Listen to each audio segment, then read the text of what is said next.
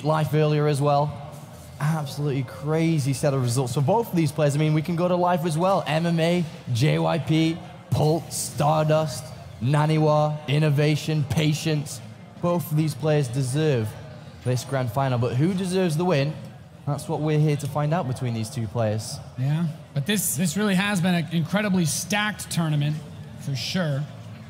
As TaeJa opening up a little bit more, I guess, proactively. You get the fast economy with an expansion after the Reaper, but it allows them to get a little bit more scouting than, say, we saw on the Frost map with that Command Center first build. Yeah, this Reaper's a good choice for this map as well. There's multiple entries into the main base, into the natural. It's much more difficult for Life to cover all areas, which means the Reaper can get in usually untouched, can even get into the drone line for maybe a drone kill or two. But as you said, scouting is very vital early on to see what Life has planned potentially. As Life with his Overlord there is scouting around in case there was another 2 barracks play from TaeJa, or at least an attempt of it. Yeah, and for the first time, I think he actually went hatchery first and didn't take his gas before his spawning pool. So it feels like a little bit of a different look at the start of this game for Life. Yeah, it looks like he's going to be focusing much more on a queen-heavy playstyle, which is going to be much heavier when it comes to creep spread. Good for defense as well. Good versus some playstyles, what we've seen from TaeJa in the past, such as Hellion Banshee playstyle as well. And I think it's smart. This map, there's a lot of different ways that you can bring harass, and I think also the creep, if you can spread it towards the left and right side of the map, can spot drops as well in the case of your Overlords getting picked off or anything like that. But it's definitely unusual, and I kind of like this variety that we're seeing. Now the gas is being taken much later than normal. TaeJa moving out with the Reaper will get a read on this. And I'm kind of wondering what he'll be expecting after seeing Life do something that he pretty much hasn't done this tournament. Yeah, I think Life was going to play that style until he saw the Reaper and then decided that Reaper Hellion can be a little bit difficult to deal with. Getting Zergling speed does help out quite a lot against that, if that's what we're going to see, which is highly likely here. Yeah, Reaper just taking a couple of shots, actually picks off a few Zerglings. Very nice for TaeJa. As we all know, those Zerglings can do so much for Life. Barely gets out with his life. And we also have that Command Center coming in, the factory, the very standard follow-up. Nothing like a quick second gas, though. So I think Reaper Hellion, you're right, very common choice. And the second Reaper shows up, this Queen, without those speedlings, this Queen kind of be danced around. It's very slow off creep. And there's a third Command Center as well for TaeJa. Yeah, so TaeJa is opening up with the same build as he had done in the past. There is an Overlord on the way towards that, but one Reaper has snuck into the main base and has seen the gas being mined. No drones have been killed yet. 100 gas has been mined, and immediately a layer starts here for Life. That's something we don't see too often here. This is something he definitely does not want the Reapers to see. Yeah. It's going to be difficult, of course, because he's kind of jumping around. He's looking for drone kills. Oop. And Life, without his Zergling speed, can't really force these units away. There's almost no way that TaeJa won't spot this. He is going to pick off another drone. Not a bad pickup. He's grabbed 2 so far. And I don't think he's actually come into vision radius of that building lair, but no, Hellions are coming out as well. Well, what do you think about the building lair here, choice for Life? Well, I mean, commonly we see from builds like this, it's usually either some sort of really fast Roach Queen play with potentially a Nidus Worm. If he takes all 4 gas super fast, could be a fast Spire. He is taking a 3rd Extractor, but I'm not sure if it's Spire without that 4th gas. All right, we'll wait and find out once that layer has completed what the choice is here for StarTale Life. Meanwhile, as you described earlier, it is just a regular setup here for TaeJa. 3 command center stim has started, Hellions have begun, and there is the Spire coming in. All right. And that's going to be some information which, if TaeJa knew this was happening, it becomes a much easier game to play, but he doesn't know yet. I think TaeJa's going to realize it soon if he keeps bringing this pressure. All he has to do is see that the Zerglings for Life don't have speed. What could you possibly do with the gas this early on? He has a Spine Crawler. Why would he need that? To defend against the Hellions, of course. So it should give away that read. And if TaeJa opens up double engineering bay, he'll have very slow production, but he still has the potential to get those missile turrets. It all comes down to the scouting. There's still a very late 3rd base as well. There should be some alarms going off in the Terran player's head, and he's actually adding on the barracks before the engineering base. His production will kick up a little bit more, but can the mutas come in and do damage before that becomes a part of this game? And that's what we're going to have to wait and find out here. TaeJa may start to realize what's going on, but he's actually had no physical confirmation. He hasn't seen it for sure. There's no scan. There's no correct information that pushes it in the right direction. It would only be an incline that he'd be going on. And with the engineering base coming in, he would be able to just about get turrets out in time as these Mules get across the other side. And here they are coming. 4 of them in production. Larva pops, he's moving up to 6. This is still a very strong attack, but if his units are active on the map, he can buy himself time by running these Hellions around a little bit. There's still not a lot of Zerglings on the ground to defend, and as I say that, 10Q up, speed is coming close. Now the Reaper runs in. Really won't see too much. He does see that the speed is just kicked in and maybe gotten radius of that lair, but now the Mutas are out. This is it. He's getting on top of these Hellions as well. He sees it now, doesn't he? Because they've just crossed over the Hellions, but there's no turrets in production until just this second. And with a Bailey Nest to follow this, with no evolution chambers, I think we're going to see a pretty aggressive gain here from Startail Life. Going to start off with Mulus harassment. How many SCVs can he get? Because whatever he does, it will ultimately slow down TaeJa for the next follow-up attack, which I'm thinking we may see. Yeah, the Marine stim up. He actually doesn't pick off anything. The missile turret in the main base finishes. He's got one in the natural as well. And so far, no edge gain. Having this quick production for the Terran is so important versus this, especially having the stim. He can't just fight these Marines head on. And he even has the bunker. Life not doing any damage yet, but here's a Baneling nest. A lot more Zerglings. Yeah. There's no evolution chambers, Apollo. He might just commit here off 2 bases. Yeah, exactly. He's going to get the Baneling speed here, and he is going to go for some big attack. But he hasn't been able to slow TaeJa down, which is a big part of this strategy he's trying to pull out. Killing SCVs, killing units, loose units moving around. Would love to have able to be done that. But with no Baneling speed starter, he's going to throw everything into base. It's going to be a faster rush than it is if it hadn't been Baneling speed. He's going to try break the front door. Is it going to be enough? Combat Shields is about to finish. Medivacs are out. 1-1 upgrades are almost done for TaeJa at this point.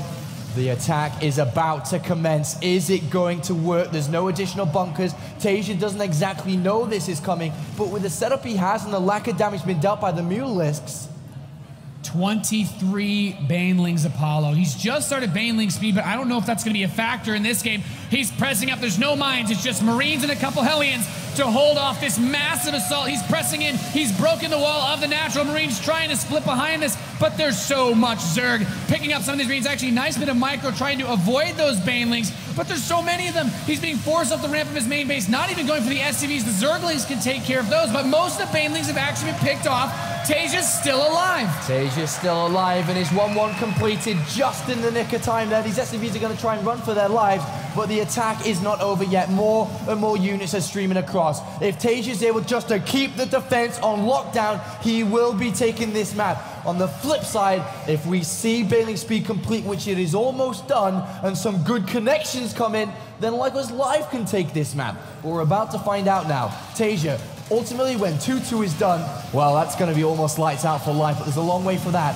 But I really think that TaeJa's in a pretty good position here. I mean, but we've seen this situation far too many times in this tournament. Life with no upgrades beating a 2-2 Terran player. So can he still make this work? More Banelings being morphed in. Baneling speed is complete, and he's going to press in. He does have a Widowmine to help cover this. He needs a great detonation. It only hits the Mutalisks, not the Banelings. A bunker tries to get up, still not complete. He's continuing to move in, but all the Banelings are gone. More Widowmines burrowing. The Marines hanging out with those upgrades and those Medivacs continuing to stream out. Without any Banelings, I don't know if Life can actually break him. Well, we're about to find out as Life is only streaming units across. It is now or never, and he's going to come in. A couple of good Widowmine hits. A great pickup there by TaeJa to be able to save some of those Marines, even though he drops them right into the Zerglings.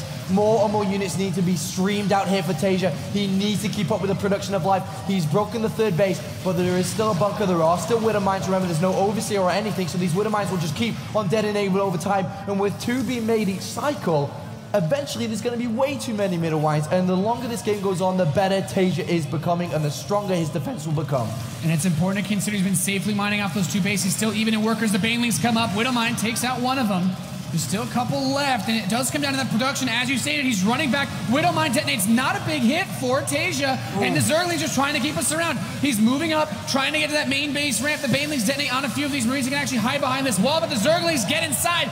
Life is approaching the production of the Terran player. The mines can hurt reinforcements, but TaeJa needs to get these Mutalisks off of his barracks. He needs to get the Mutalisks off there. Widowmine's going crazy on that right-hand side, getting rid of all the reinforcements. 2-2 is not too far away from finishing. That's going to help out the Marines a lot against this attack. TaeJa pushes it back one more time, but there's still a lot of Widowmines down this right-hand side, and they're going to be so useful. But an Overseer comes in, and they're all getting picked off. TaeJa has completed 2-2, and now his Marines are almost unstoppable if he can build a unit of them. He needs to keep building Marines. He's got 7 coming out per cycle. I don't even think he cares about that command center, to be honest. He just needs to survive to build a big enough army to stop this wave of assaults. Good Widowmine shot takes out some of these Banelings. Those Zerglings, as you said, mostly fodder with the 2-2. A couple Banelings will take out the last few Marines. That third command center under a lot of pressure. The SCVs trying to dive on top of this. He will save it. More Marines coming down with that 2-2. These Mutalisks will be shredded almost instantly, and the Overseer also picked off, allows him to keep these Widowmines safe for a little bit longer. And Life is giving up. He's going back to drones.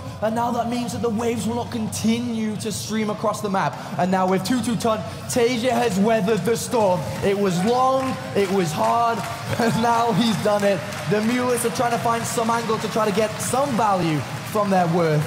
But ultimately, TaeJa has survived. He's a little bit low in supply. And to be honest, I think TaeJa's going to get ready to move out soon. And the way that Life's going to have to play that, he can't really fight head on. I think it's going to have to be counterattacks again. TaeJa needs to be incredibly careful. You mentioned moving out. That was the key fault, really, of innovation in the same situation. He managed to weather the storm, had those great upgrades, and got caught with his pants down, moving out, trying to end the game too quickly. A patient play from TaeJa is all he really needs to do. Overextending is the biggest mistake that he can make in this situation against Life. Yeah, because you get way overeager. You've got 2-2, you feel invincible, but you don't want to make that mistake. Counterattacks could end your day. And we do have a great Widowmine spread here. And a drop has escaped on the left-hand side here for TaeJa. Widowmines everywhere. He's trying to get in this right-hand side, but that's not going to work. 1-1 upgrades very, very far away from Life. TaeJa's in the driving seat. He just shouldn't crash the car, and he'll be good. And all he really needs to do is keep a sizable chunk of forces back home. It's easy to be cost-effective versus Zerglings. It's just the Banelings. Maintain good engagements, defend well, and try to get that really good army supply, because Life's using his production to try to gain the advantage with large numbers of units. The Mutants come in, take out a missile turret. He's trying to pull them around there. The Banelings get a third base mineral line. Most of the SCVs make it out. They're clumped on the extractor, though. Banelings are going to kill everything. TaeJa barely moves it out in time. That was too close for comfort for the Liquid Terror, and he still manages to maintain a saturated third. Life was dealing with a drop back at home, and he didn't connect into the SCVs. That could have been major for his comeback. But nevertheless, the game continues on. TaeJa has +3 and +3 attack and +3 armor, and he actually is moving out with a bit of a squad of units. There's a Baneling counterattack ready to go, coming down the ramp, heading towards the SCV line. There are no units here. And this is what Life does, just waiting for you to step out, grabs a good couple SCV kills here, trying to decide where to go. They're split pretty damn well, so the Marines will come up, finish these off at the cost of a few more workers. And Life coming back with the Mutalisks again. He's actually going to get his 1-1 completed. And he's bought enough time to get 1-1. Remember, now it's just, yeah, 2 upgrades deficit compared to the 4 that it was before. And with Mutalisks entering the main base, they're going to bring it back once again. The Mutalisks clumping up together, so the turrets don't really know which one to hit. He can move back and forth. And then the Marines, likewise, he is going to pull out once again. And TaeJa, seemingly in an advantageous position. Life, like a crowd in the sign, like a sign in the crowd, always finds a way. Zerglings morphing a lot of Banelings here. It looks like we are going to see a big assault here from Life. And we are going to see this. Life does not give up, that is for sure. 2-2 starting for the StarTale Zerg player. Mutalisks trying to grab a medevac. But TaeJa, at this point in the game, he's starting to build enough of an army that if he can take 1 or 2 good engagements, as long as his production stays intact, when he counterattacks, I don't know what Life can do to stop him. If he can plant the Widow Mines around the third base and get into a good position, at least defensively, to siege him with the Widow Mines. Well, 2-2 is on its way now here for Life. And somehow he has found a way back into this game. The supply is not too different between them. Medivacs even get picked off there, and that was quite a few of them going down. But one of them did escape to the right-hand side. It is headed towards this base here. I feel like Life's actually kind of waiting for him to move out. He has so many Zerglings and Banelings on the left side. Could try to sandwich him later on, but there the Mutalisks actually loses a couple of them, gets a couple of the mines. TaeJa just needs to be very careful with how he positions everything. He could sandwich him if he steps up that ramp. There's Banelings waiting on top, Zerglings and Banelings on the left side. Could split a few off to try to harass as well.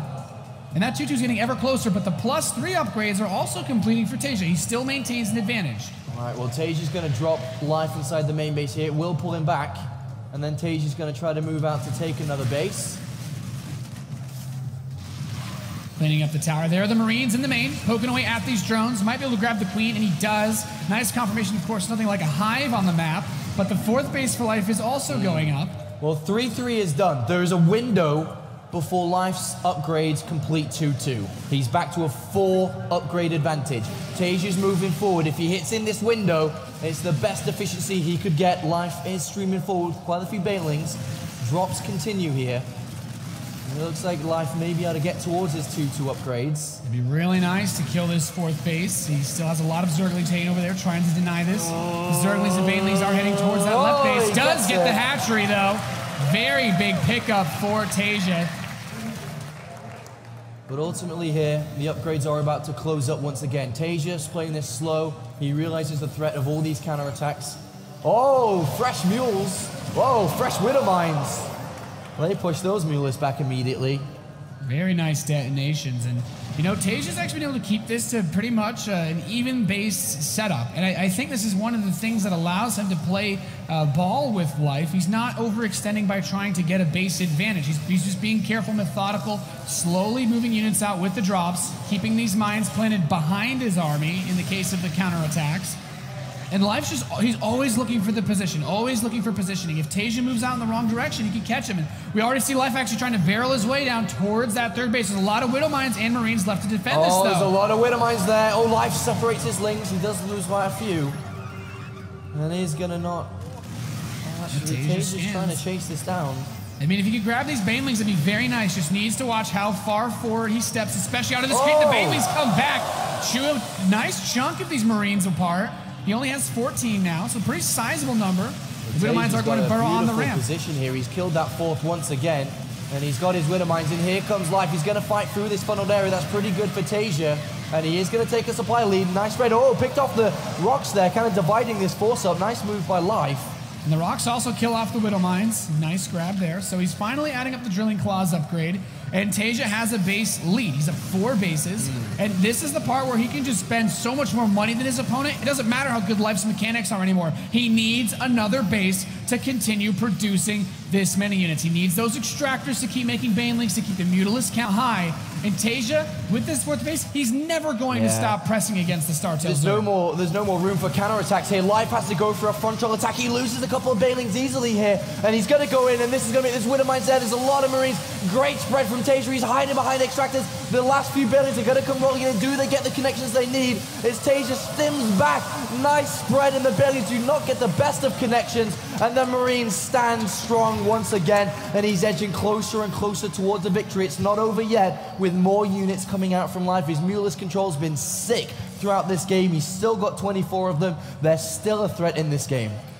TaeJa, I think, taking a great engagement in that little game of Marine split challenge. He's still pressuring this 3rd base. But the Mutalisk counterattack. There's 4 missile turrets. That 1 Widow Mine not going to be quite enough, it seems. He's got so many Mutas. These Banelings detonate on only a few Marines. And he still doesn't really have that much to defend this 3rd. But at the very least, if he picks up this 4th command center, would be very nice. The SCV's not enough to repair that. Banelings are coming up. And where does Life go from here? This command center, he should be able to save it. The Marines coming up. He has mules as well to defend against this. Yeah, he's going to repair that, and the 3rd hatchery has been destroyed. TaeJa's taken that hatchery out of this game. He's still got quite a few mineral patches down there, 300, 100. Still got quite a few Marines left to be built from those mineral patches. He is running a little bit low, though. But TaeJa moving forward, 3-3 upgrades versus 2-2. Every fight he takes is going to be more cost efficient. And the cost efficiency is everything in a game of low economy, which both of these players are in. Yeah, and we're seeing that little bit of extra economy for the Terran players starting to show in that supply. Life's having a difficult time getting over that 100 mark, investing a lot into Mutalisks, trying to use the Mutas to honestly buy time for himself by forcing everything to come back. These missile turrets cannot stop a cloud this big anymore. He needs more defense than just this, and he's actually going for the 3rd command center. It's dipping below towards that half health mark. The Marines are sprinting back. Can he save it? The SV's not repairing just yet. Life trying to claw some edges back in this game, and he gets one. TaeJa loses another base. Unbelievable. Life always is pulling out these moves that get him back into the game. TaeJa picking up and dropping his Marines and spreading them there, but it looks like the Banelings... No, the Marines actually do win over, but the Mutalisks are on their way back to come help. And the game continues on once again. 123 supply for TaeJa, 100 for life. These Mulists worth their weight in gold at this point, but that is a lot of Marines. Only 4 Banelings. A lot of Widowmines defending that. If the Mulists go there, that's one hell of a trap. Uh-oh. Yeah, I think he really doesn't want Mutalisks to kill these workers. Apollo steps forward. I think he's starting to realize, oh, takes a lot of these. About half the mines, killing half the Mutalisks. And he still has a few left to detonate. Gets a lot more of these Mutas. Life's flock reduced to about just 8, 9 Mutas. This is not enough to bring that pressure against the missile turrets anymore. Fantastic trade for TaeJa. Yeah, and Mulists are expensive at this time of the game. And he's not going to be able to replace them. Look at his gas. He's got 97 in the bank. He lost a lot of Mutalisks there. And that is going to be a sigh of relief for TaeJa. But life is mining from these bases again. And it's going to come down to the Baneling hits. I mean, the Mulists aren't going to carry this any longer. It certainly will. Those Mutalisks regenerate their health pretty quickly, but there's not enough of them anymore to take big snipes out of this army. And there's a little bit of space that doesn't have the creep on it. So TaeJa's positioning, he's just going to send a few Marines down, leave the rest on top of that ramp and spread them, and even hitting from the low ground while dropping the third base, pulling everything that Life has apart. And Life has played an incredibly impressive game considering the way that they started out, but these Mutalisks not able to hold off the drops anymore. The pressure from TaeJa, it seems to be too much almost. Yeah, TaeJa's trying to put his opponent in a submission where he can't really get out of it. He's going to have to go fight to the left-hand side soon. And with TaeJa just waypointing his units over there, this is going to be a very difficult location to break. The Banelings get a couple of good hits at the front there, but there's still a lot of Widowmines. They're going to move even closer, and Life ultimately has to defend this location. When is he going to go into fight? Banelings come in. They don't do anything to these Marines, and Life is dropping below 50. GG.